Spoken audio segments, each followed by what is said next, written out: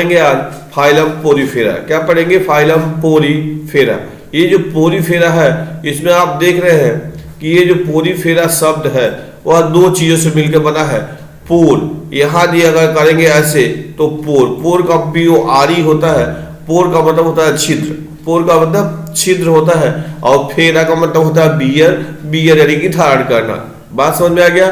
तो इसका मतलब हम देखें तो पूरा का मतलब होगा कि ऐसे जंतु जिनके शरीर पे क्या होगा, असंख्य छिद्र पाए जाते हैं, तो इसीलिए इस संघ का नाम रख दिया गया। इसमें जो जंतु होते हैं उनका नाम रख दिया गया, क्या चीज?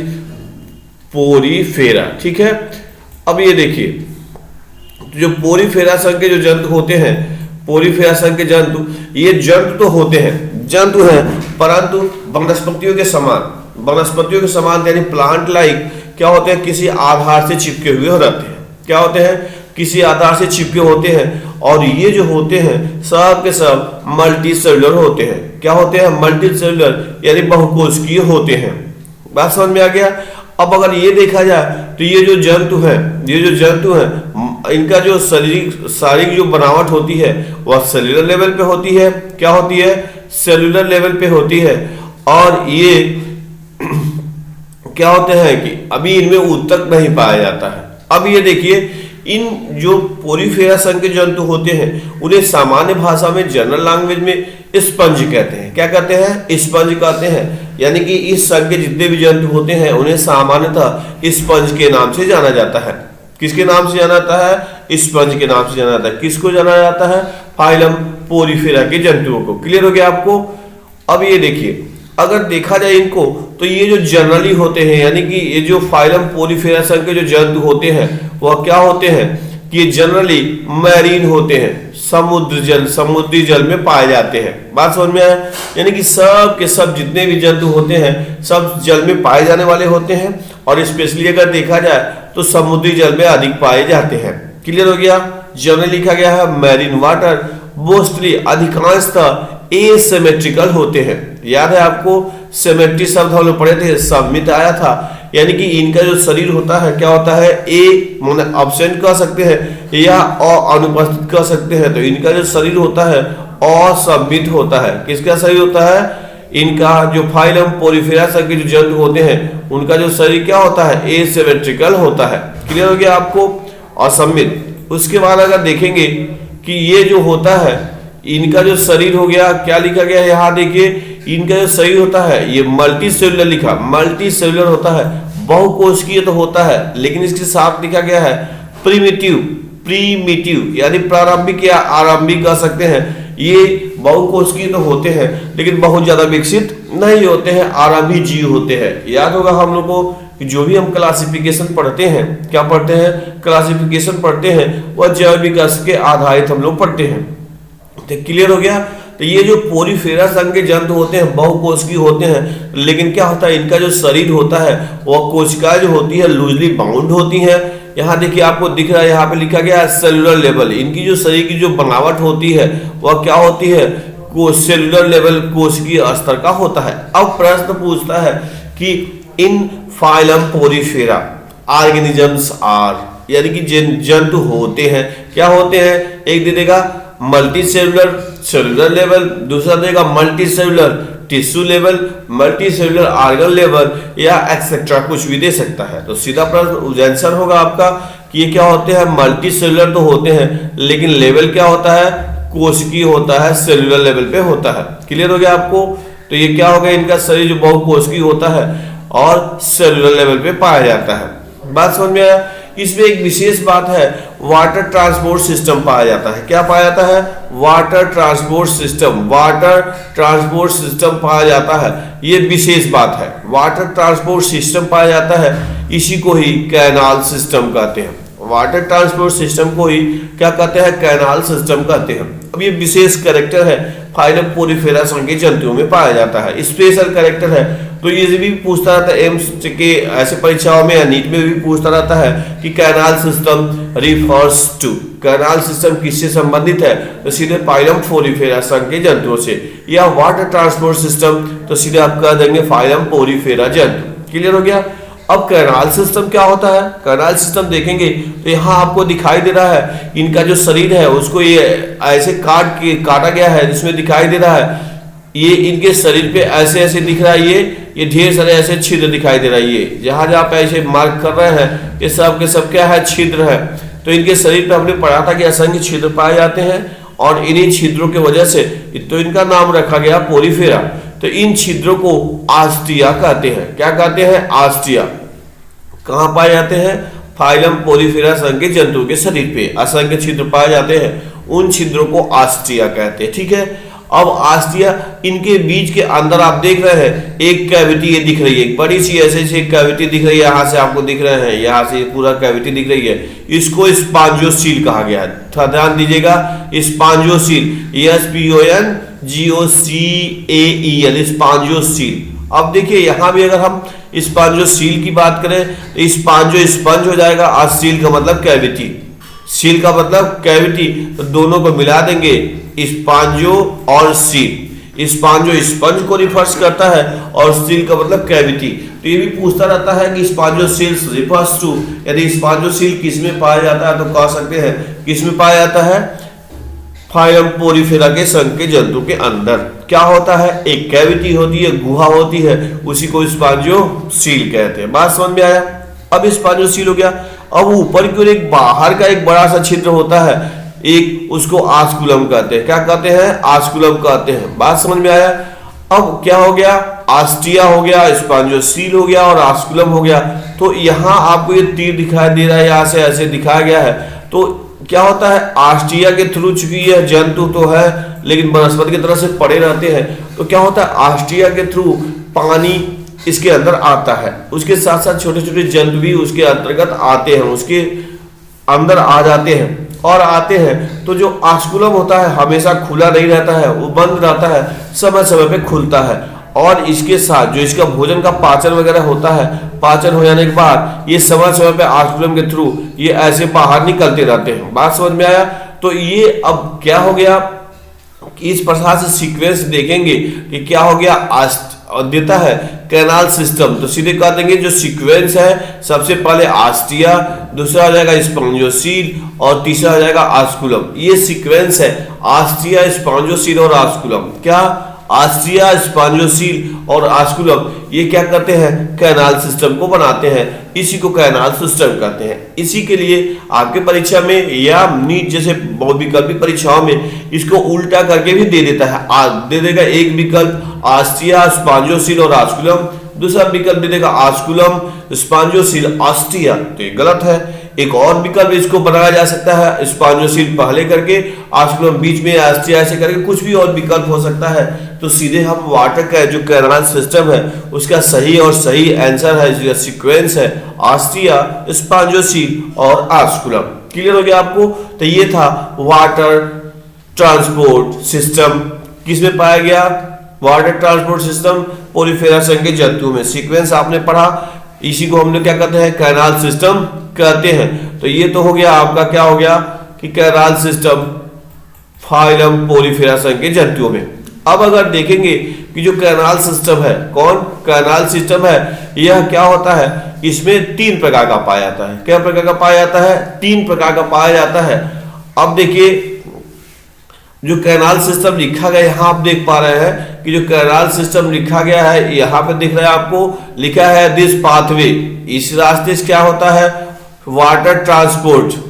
ठीक है, वाटर ट्रांसपोर्ट में क्या कहता है? हेल्पफुल होता है। इसी के रास्ते पानी आता है, पानी के साथ साथ क्या होता है? भोजन गैदरिंग होता है, भोजन भी आता है। और जो श्वसन वाली संबंधित जो उत्सर्जी पदार्थ होते हैं, रिस्पायरेटरी एक्सचेंज, यदि श्वसन में जो गैसों का अदला बदली होता है वो भी इसी के थ्रू होता है। और रिमूवल ऑफ वेस्टेज, जो उत्सर्जी पदार्थ होते हैं वो भी इसी के तरह से बाहर निकलता है, कैनाल सिस्टम के थ्रू निकलता है।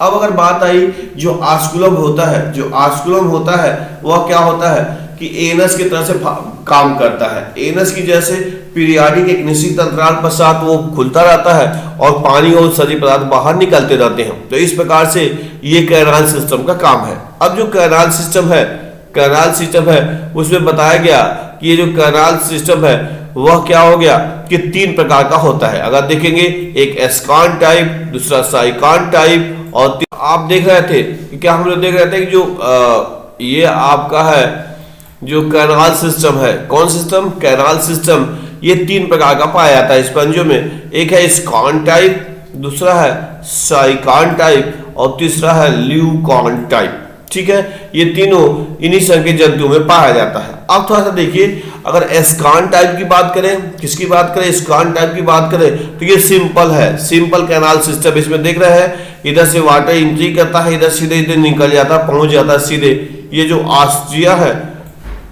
जो छिद्र के शरीर पे पाया जाता है, वो सीधा सीधा होता है, यानी कि सीधे जो वाटर मॉलिक्यूल है, वाटर है, वह सीधे उधर से इसके अंदर आ जाते हैं, तो इसको स्कॉन टाइप कहते हैं। यानी कह सकते हैं स्कॉन टाइप जो होता है वह सरल कैनाल सिस्टम है। सरल क्या है, कैनाल सिस्टम है। बात समझ में आया? इसको क्या कहते हैं, एस्कान टाइप। दूसरा देखिए साइकान टाइप। अगर साइकान टाइप में देखेंगे तो पानी इधर से तो आ रहा है, ये देखिए थोड़ा ध्यान दीजिएगा, यहां से डायरेक्ट इसके अंदर नहीं, बल्कि इसके अंदर एक और चैनल बना हुआ, इसके यहां से ऐसे होके फिर यहां इसके अंदर आ रहा है। बात समझ में आ रहा है? तो ये जो साइकान टाइप होता है थोड़ा सा एस्कान से कठिन होता है, थोड़ा सा कहते हैं कॉम्प्लिकेटेड होता है।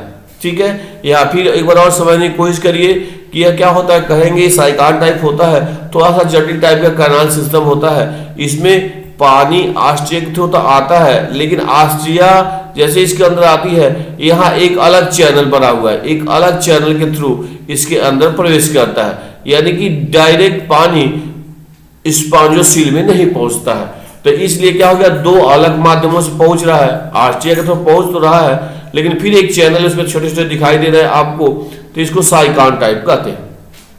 अब तीसरा जो है ल्यूकॉन टाइप, सबसे कॉम्प्लिकेटेड कैनाल सिस्टम है। आप देख रहे हैं यहाँ, ये देखिए इसकी संरचना और जटिल है। यहाँ देखिए आस्ट्रिया के थ्रू यहाँ से जल तो आ रहा है, यहाँ एक चैनल इसमें है, अब इसमें आया, अब इस चैनल में से ये देखिए, इस चैनल में से ये स्पॉन्जोसील के अंदर जा रहा है, या इसमें देखिए ये दूसरे चैनल के अंदर जा रहा है, इस चैनल के बाद फिर स्पॉन्जोसील में जा रहा है। यहाँ देख रहे हैं इसके अंदर ढेर सारे चैनल बने हुए हैं, उस चैनल से होते हुए तब वो अंदर जा रहा है। बात समझ में आया? यानी कह सकते हैं ये सबसे कॉम्प्लिकेटेड कैनाल सिस्टम है। क्या हो गया, सबसे कॉम्प्लिकेटेड कैनाल सिस्टम है। तो आपने देखा जो कैनाल सिस्टम है, जो पोलिफेरा संघ के जंतुओं में पाया जाता है 3 प्रकार का, एस्कान टाइप, साइकान टाइप और ल्यूकॉन टाइप। एस्कान टाइप बताया गया कि एकदम बिल्कुल सिंपल होता है, इसमें पानी सीधे आस्ट्रिया से सीधे आता है, स्पॉन्जोसील में पहुंच जाता है। साइकान टाइप में क्या होता है, थोड़ा सा उससे जटिल होता है, आस्ट्रिया से अंदर आता है और उसके अंदर एक और छोटा चैनल आता है, उसमें जाता है, और उसके चैनल के बाद से किसमें जाता है, स्पॉन्जोसील में जाता है। और तीसरा जो ल्यूकॉन है सबसे कॉम्प्लिकेटेड है, उसमें आस्ट्रिया से आता है, उसके अंदर चैनल है, फिर उस चैनल के अंदर भी चैनल है, और इस तरह से करते लास्ट में वो स्पॉन्जोसील के अंदर पहुंचता है। तो इस प्रकार से ये क्या हो गया, सबसे कॉम्प्लिकेटेड कैनाल सिस्टम है। क्लियर हो गया? सबसे कॉम्प्लिकेटेड क्या है, ये कैनाल सिस्टम है। ये भी सब अलग अलग जातियों में पाया जाता है, फाइलम पोलिफेरा संघ के जंतुओं के अलग अलग जंतुओं में पाया जाता है। Simplicity to complexibility. बात समझ में आ गया? अब आप देख रहे हैं, अब इनकी जब हम क्या करते हैं, एलएस काटते हैं, उनके शरीर का जैसे काटते हैं, तो इसमें देखिए एक विशेष प्रकार का होता है क्वेनोसाइट्स। क्या हो गया, यहाँ आप देख रहे हैं विशेष प्रकार की, अगर ये देखा जाए क्वेनोसाइट्स, ये कोशिका है विशेष प्रकार की क्वेनोसाइट, यह आपको दिख रहे हैं यहाँ पे। तो ये विशेष प्रकार की क्वेनोसाइट्स है, जिसको हम कॉलर सेल भी कहते हैं। यह क्या होता है, इस स्पॉन्जोसील जो कैविटी इसके अंदर पाई जाती है, उन्हीं के परत या कैनाल के पे ही पाया जाता है। यहाँ आप देख रहे हैं चित्र, यहाँ पे ऐसे ऐसे ऐसे दिख रहे हैं, यहाँ पे भी है, यहाँ पे भी है। तो ये क्या हो गया, ये कोशिका है, कॉर्नोसाइट्स कोशिकाएं होती हैं जो स्पॉन्जोसील के जो भीतरी वाला परत होता है उसका निर्माण करती हैं। बात समझ में आया? तो ये भी बहुत पूछता है कौन सी कोशिकाएं होती हैं जो स्पॉन्जोसील का जो लेयर होता है, इनर लेयर होता है या कैनाल पाया जाता है, उस पर पाया जाता है। तो सीधे आपका आंसर होगा, क्या होगा आंसर कि ये हो जाएगा क्वेनोसाइट्स या कॉलर सेल पाई जाती है स्पॉन्जोसील के लेयर पे आंतरिक परत बनाने का काम करती है। यहाँ आप चित्र देख रहे हैं, आपको 2 लेयर दिख रहा है ऐसे, यहाँ बीच में पोरोसाइट दिया है, साइड से बने कोशिका होती है। यहाँ देखिए अच्छी सी चित्र बना के दिखाने की कोशिश किया गया है कि कैसे कैसे इसके अंदर पानी आस्ट्रिया के थ्रू अंदर के ओर जाता है। ऊपर की तरफ आस्कुलम दिखाया गया है, ये आप देख पा रहे हैं। तो इस हिसाब से ये रहा क्या हो गया उसके शरीर की कुछ बनावट कह सकते हैं, कोशिका कौन सा कोशिका उसके अंदर पाया जाता है। क्लियर हो गया। अब आप देखेंगे, अब देखिए इसमें जो डाइजेशन लिखा गया है, क्या लिखा गया है, डाइजेशन जो लिखा गया है वह लिखा गया इंट्रासेल्युलर। थोड़ा याद रखिए, बहुत पूछा गया, बहुत मोस्ट इंपॉर्टेंट क्वेश्चन। इन फाइलम पोरिफेरा, फाइलम पोरिफेरा संघ के जंतुओं में जो डाइजेशन होता है क्या होता है, इंट्रासेल्युलर। थोड़ा ध्यान दीजिएगा, इंटर और इंट्रा में अंतर है। इंट्रा उसके अंदर हो जाता है और इंटर का मतलब होता है दोनों कोशिकाओं के बीच में। तो इनमें फाइलम पोरिफेरा संघ के जंतुओं में जो डाइजेशन होता है वह क्या होता है, इंट्रासेल्युलर होता है। बहुत कंफ्यूज करता है, देता है इंटरसेल्युलर, दूसरा विकल्प इंट्रासेल्युलर, तो हो जाएगा इंट्रासेल्युलर। इसमें डाइजेशन क्या होता है, इंट्रासेल्युलर पाया जाता है। अब इसमें क्या होता है, स्पिक्यूल्स पाए जाते हैं, कंटिकाएं पाई जाती हैं। आप इसके पहले वाले चित्र में देखे थे, जो बने हो स्पिक्यूल्स पाए जाते हैं या स्पॉन्जीन फाइबर्स पाए जाते हैं, जो क्या करते हैं, इसके स्केलेटन का काम करते हैं, इसके कंकाल तंत्र का काम करते हैं। तो ये भी प्रश्न पूछा जाता है कि जो इसकी कंकाल तंत्र का जो काम करते हैं क्या होता है, सीधे कसरे स्पिक्यूल्स पाए जाते हैं, जो जिन्हें स्पॉन्जिन फाइबर भी कहते हैं, वही इसके कंकाल तंत्र को बनाने का काम करते हैं, यानी उसके शरीर का शेप निर्धारित करने का काम करते हैं। क्लियर हो गया। अब इसमें लिखा गया है ये हर्माफ्रोडाइट होते हैं। हर्माफ्रोडाइट यानी कि इसमें जो होता है सेक्स नॉट सेपरेटेड, यानी कि मेल और फीमेल अलग अलग इसमें दिखाई नहीं देते हैं। बात समझ में आया। तो ऐसे जीवों को क्या कहते हैं, हर्माफ्रोडाइट। क्या कहते हैं, हर्माफ्रोडाइट कहते हैं। तो ये जो स्पंज होते हैं वो क्या होते हैं, हर्माफ्रोडाइट होते हैं। मेल और फीमेल एक ही जंतु में पाए जाते हैं, वो अलग अलग जंतुओं में नहीं पाए जाते। क्लियर हो गया आपको। अब देखिए यहाँ पे जो इसमें जो रिप्रोडक्शन होता है, क्या रिप्रोडक्शन होता है इसमें, देखिए लिखा गया है सेक्सुअल जो रिप्रोडक्शन होता है वो फ्रेगमेंटेशन के द्वारा होता है। किसके द्वारा होता है, फ्रेगमेंटेशन, यानी विखंडन के द्वारा होता है। वही चीजें यहाँ से टूट के अलग हो जाएगा, छोटा भाग जैसे मान लीजिए यही दिख रहा है, ये टूट कर अलग हो गया और फिर उसे नया क्या बना रहे, नया क्या बना, स्पंज का निर्माण कर लेता है। अब दूसरा देखिए इसमें लिखा गया है सेक्सुअल रिप्रोडक्शन भी इसमें होता है। किसके थ्रू होगा, गैमेट के थ्रू होगा।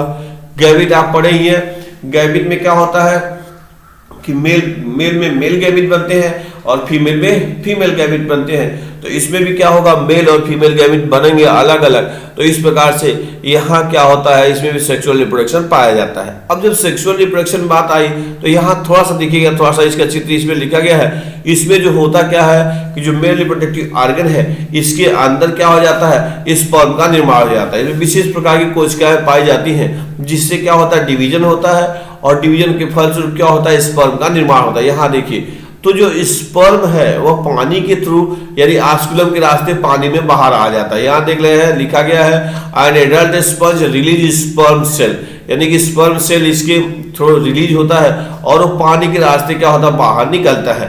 बात समझ में आया।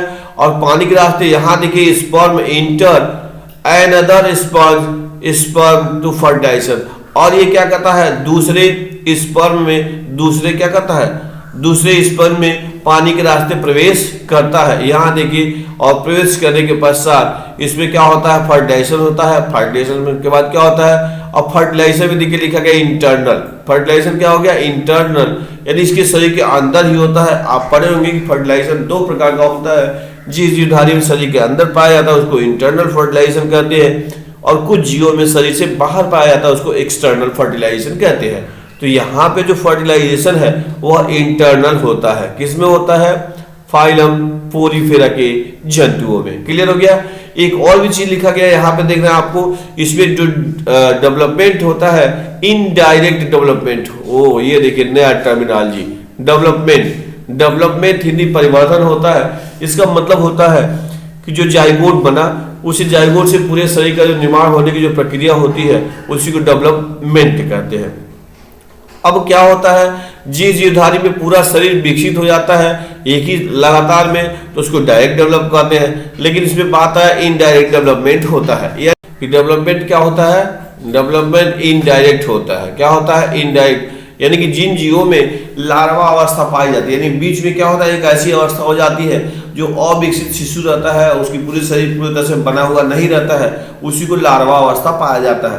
तो इसमें जो होता है लार्वा अवस्था पाई जाती है, तो जिन जीवों में लार्वा अवस्था पाया जाएगा उसको इनडायरेक्ट डेवलपमेंट कहेंगे, और जिसमें नहीं पाया जाएगा उसको डायरेक्ट डेवलपमेंट कहते हैं। तो इसमें क्या होता है, लार्वा अवस्था पाया जाता है, किसमें, पोरीफेरा में। क्लियर हो गया। यहाँ देखिए लिखा गया है ए लार्वा डेवलप्स, यहाँ देख रहे हैं लार्वा डेवलप हुआ, यहाँ पे देख रहे हैं अंदर, और अंदर के बाद क्या हो गया, ये जो लार्वा लिखा गया यहाँ पे water currents carry the larva away, यानी कि यहाँ वो रेगुलर का काम है, पानी आश्चर्य के थ्रू आएगा और इसके थ्रू लार्वा क्या होगा, बाहर निकलेगा, और बाहर निकलने के बाद फिर क्या होगा, ये सेटल ऑन हार्ड सरफेस, ये क्या कहते हैं, हार्ड सतह पे वहां पहुंच जाता है, जम जाता है, और फिर डेवलप हो जाता है नया एडल्ट क्या, पोरीफेरा संघ के जंतु का निर्माण कर लेता है, यानी कि पूरे शरीर का निर्माण कर लेता है। बात समझ में आ गया। तो इस प्रकार से इसमें जो डेवलपमेंट होता है वह क्या होता है, इनडायरेक्ट होता है, अर्थात इसमें लार्वा अवस्था पाई जाती है। क्लियर हो गया आपको। तो इस प्रकार से अब इन संघ के जंतुओं को अगर देखेंगे तो एग्जाम्पल में ये देखिए साइकान दिख रहा है आपको, साइकान क्या दिख रहा है आपको, साइकान है, कितना सुंदर दिख रहा है साइकान। इसके बाद देखिए ये है स्पॉन्जिला, क्या है ये स्पॉन्जिला, ये फ्रेश वाटर स्पंज है, तो आप ध्यान दीजिएगा, फ्रेश वाटर स्पंज यानी स्वच्छ जल में पाए जाने वाला क्या, स्पंज। परीक्षा में ये भी पूछता रहता है कि स्वच्छ जल में पाए जाने वाले स्पंज का नाम लिखिए, तो हो जाएगा स्पॉन्जिला। क्या हो गया, स्पॉन्जिला, क्या है ये, फ्रेश वाटर स्पंज है। अब यहां देखिए ये यूस्पोंजिया, यूस्पोंजिया इसको क्या कहते हैं, बाथ स्पंज कहते हैं। क्या कहते हैं, बाथ स्पंज कहते हैं। लोग जो है इसका उपयोग नहाने में करते हैं, जो ज्यादा हाई प्रोफाइल लोग हैं बाथ टब में जो स्नान करते हैं, इसका उपयोग स्क्रबर के रूप में शरीर को रगड़ने के लिए, मलने के लिए, साफ करने के लिए इसका उपयोग किया जाता है। तो इसको कहते हैं बाथ स्पंज। किसको कहते हैं, यूस्पोंजिया को। किसको कहते हैं, यूस्पोंजिया को। क्यों कहते हैं, क्योंकि इसका उपयोग स्क्रबर के रूप में किया जाता है। क्लियर हो गया।